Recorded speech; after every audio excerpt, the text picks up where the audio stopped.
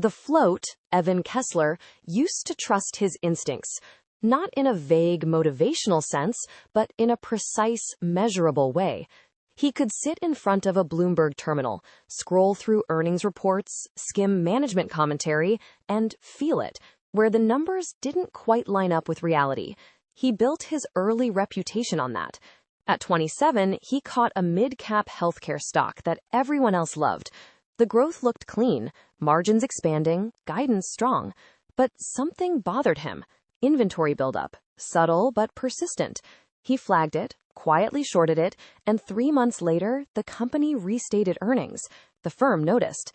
By 30, he was making $220,000 a year. Not rich, but close enough to see it. And that was where things began to shift. Proximity to wealth. There's a difference between having money and being around money. Evan learned that quickly. His firm wasn't the top tier, but it interacted with it. Hedge funds, private equity groups, family offices with quiet billions that didn't need to announce themselves. People who had stopped performing wealth because they'd forgotten what it felt like to need to. He'd sit in conference rooms and watch how they carried themselves. Calm, patient, never rushed. They asked questions slowly. They let silence sit. They didn't fill every pause with a number or a thesis or a show of competence. They didn't need to prove anything. Evan did, so he adjusted. Not consciously at first, just small calibrations. The kind a person makes when they start understanding the unwritten rules of a room. Better suits, better watch, better restaurants. Then bigger ones, memberships, trips. Private events he barely got invited to, but always found a way into. He told himself it was networking, infrastructure, the cost of doing business at the level he intended to reach.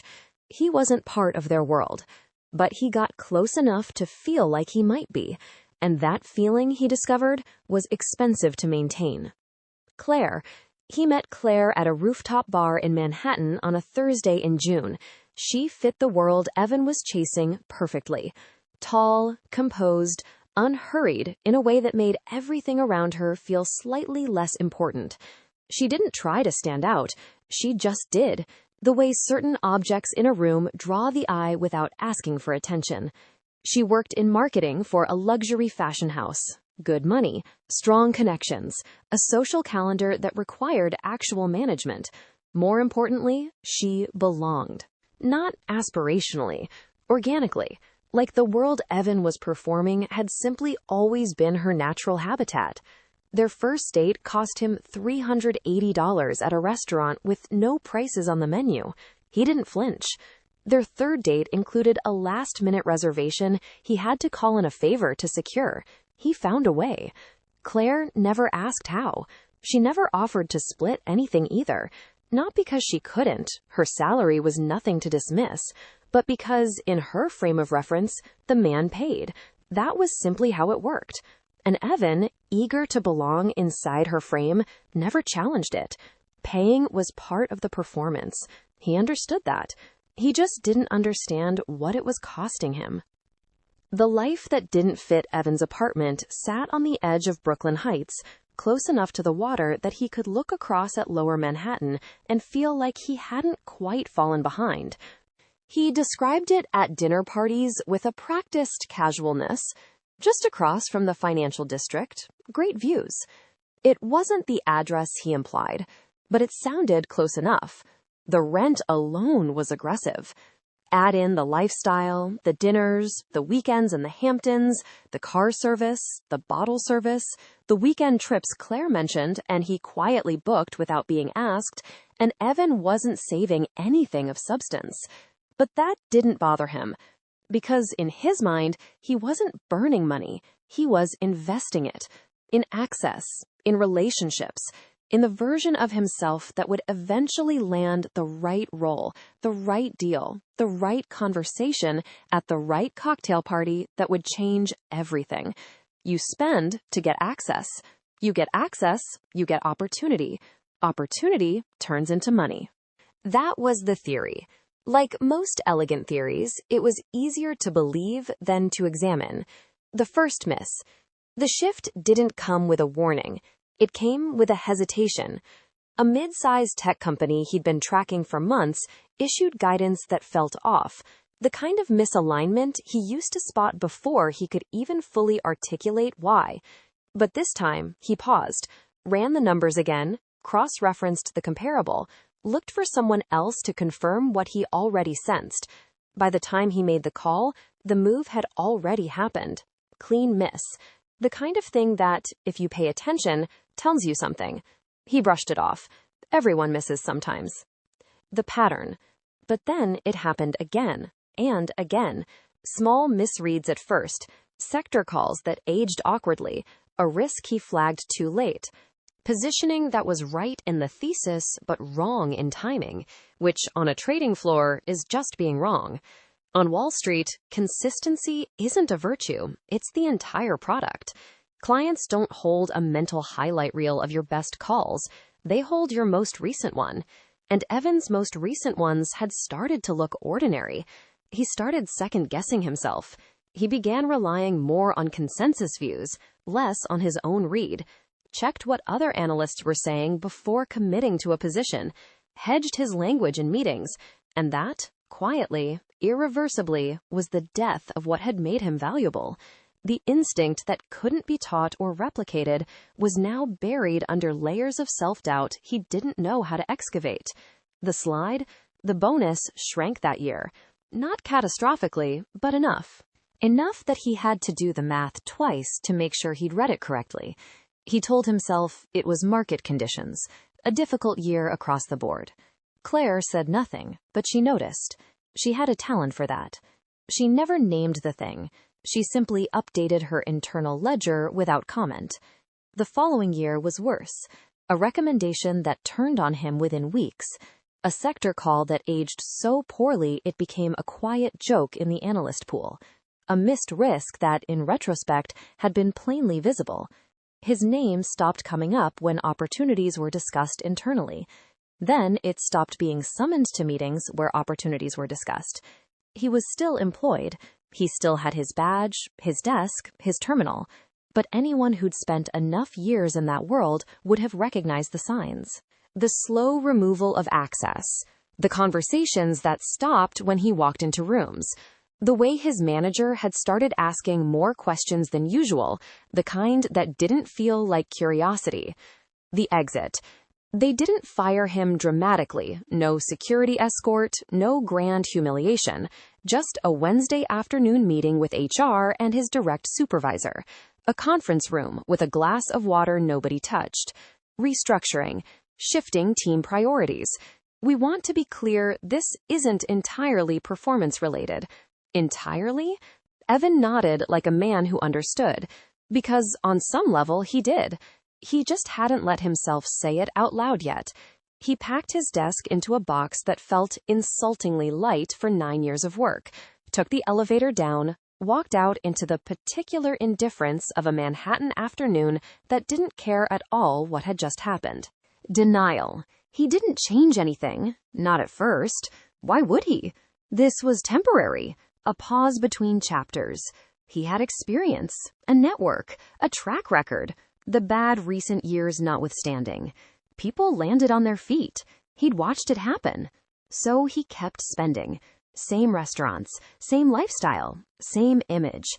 He told himself he needed to maintain appearances for the job search. You don't show up to an interview circuit looking like you've already downgraded. That's not how the market works. Claire stayed, because nothing had visibly changed yet. And Claire, whatever her flaws, wasn't cruel enough to leave during the official crisis. She'd wait to see which way things landed. The burn rate savings go fast when you pretend nothing is wrong.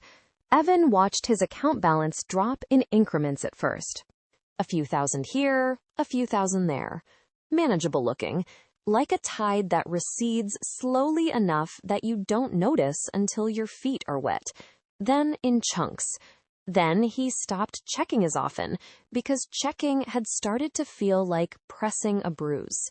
He dipped into his retirement account, paid the penalty, told himself it was a short-term decision with a long-term correction already in progress. It's just temporary.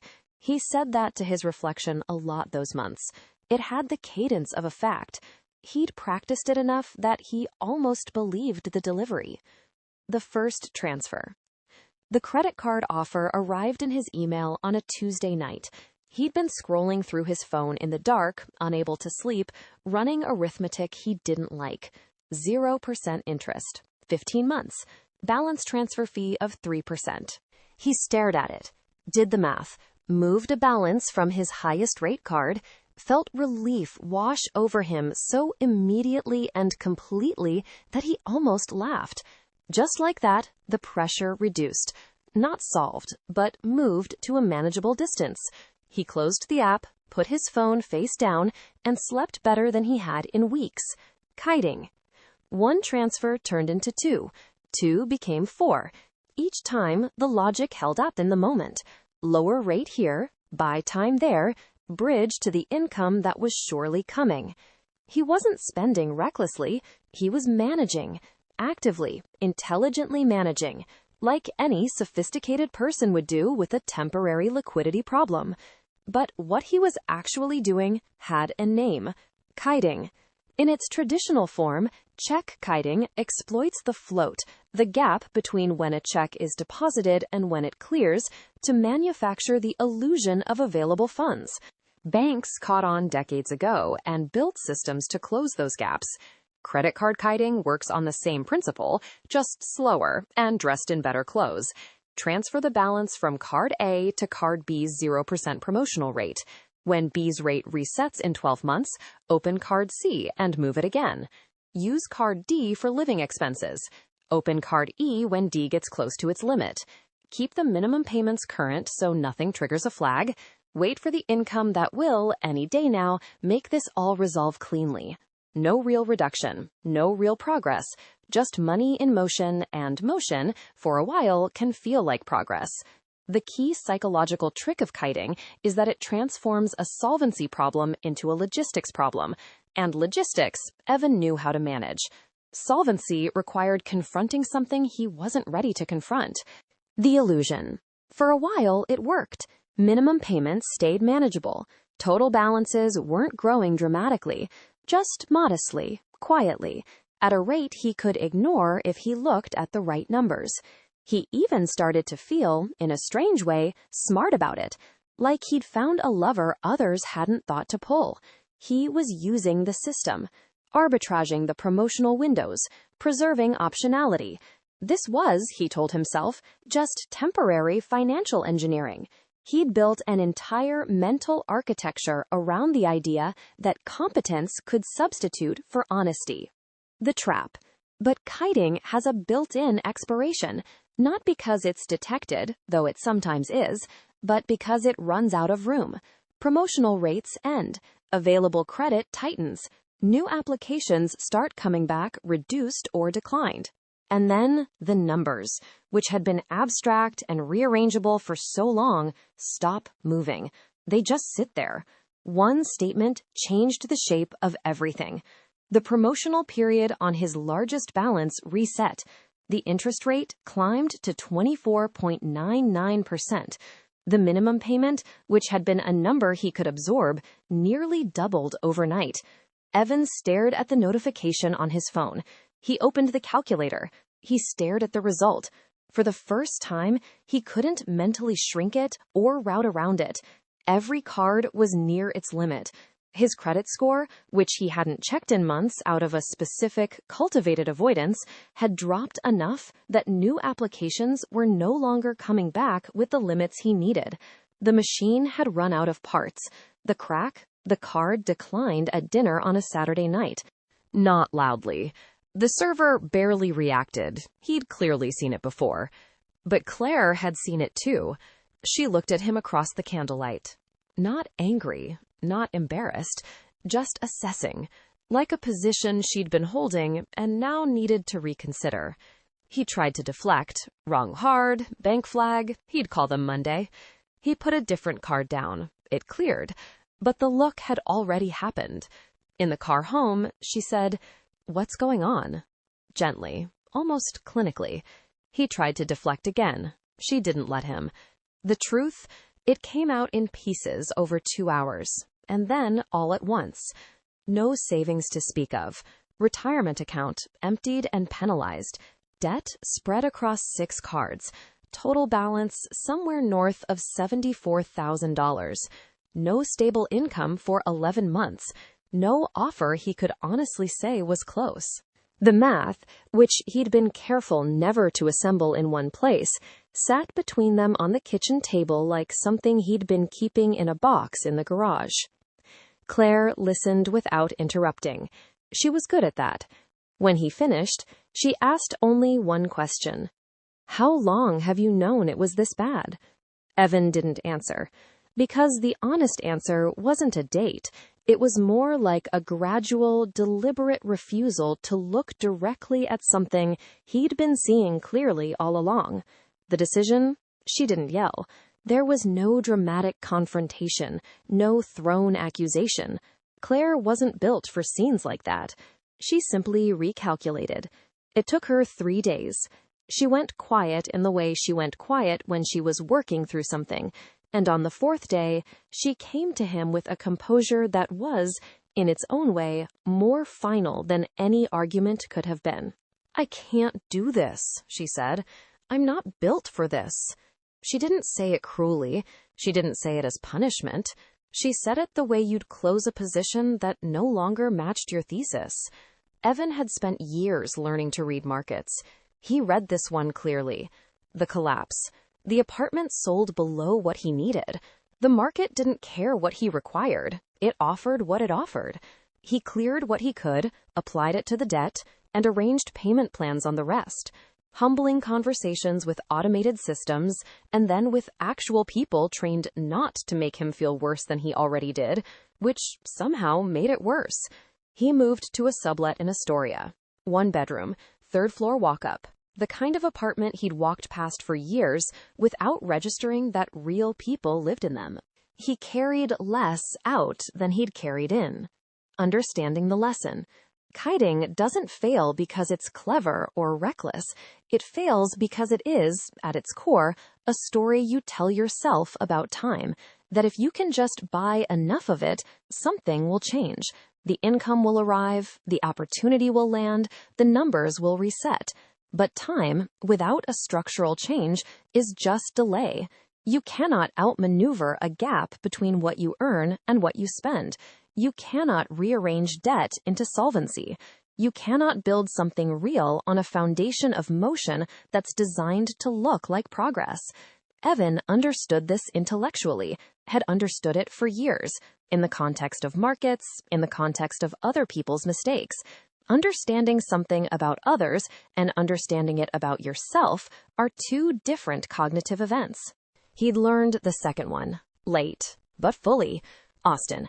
The role wasn't glamorous. A smaller asset management firm in Austin, midsize, unglamorous. The kind of shop that wouldn't have made his old business cards look impressive. But it was real. The compensation was honest. The work was straightforward. Nobody was performing for anyone. For the first time in years, Evan tracked his own numbers with the same discipline he'd once applied to other people's balance sheets. Monthly budget, weekly review, savings rate, debt payoff schedule. The same instincts he'd used to catch a healthcare fraud at 27 turned, finally, on his own life. He was slower to trust himself than he used to be, but he was getting there. Marissa. She wasn't what he used to look for. She laughed easily and without calculation. She had opinions about things that had nothing to do with who was watching.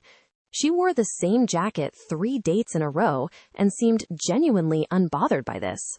Their first date was a taco place near her apartment. Loud, crowded, no reservations. The food came in paper baskets. When the check arrived, she reached for it. Not as a gesture, not as a test, just as a default, her turn, straightforward. Evan hesitated, instinctively. Then, slowly, deliberately, he let her. It was a small thing, but it was the first honest transaction he'd had in years. The difference Claire had represented a life Evan was trying to purchase with money he didn't have, sustaining an image designed to impress people he wanted to become. Marissa represented something simpler, the actual life he was capable of building, with the actual resources he had, starting from where he actually was. The difference between those two things was everything. The ending. He didn't rebuild his way back to the elite circles, didn't find a shortcut that resolved everything cleanly. There wasn't a moment of triumphant return. There was just the slow, unglamorous, deeply necessary work of living within reality. He became, quietly, someone whose numbers matched his life. Not wealthy, not impressive by the standards of the rooms he used to try to get into, but solvent, honest, building forward on something that could actually hold weight. The irony wasn't lost on him. He had once sat in front of terminals and seen, with clarity, what other people couldn't bring themselves to see about their own companies. It turned out the hardest analysis he'd ever have to do was his own. Financial discipline isn't about how much you earn. It's about how honestly you live within what you have. And no amount of kiting, no matter how clever the structure, no matter how long the float, will ever substitute for that.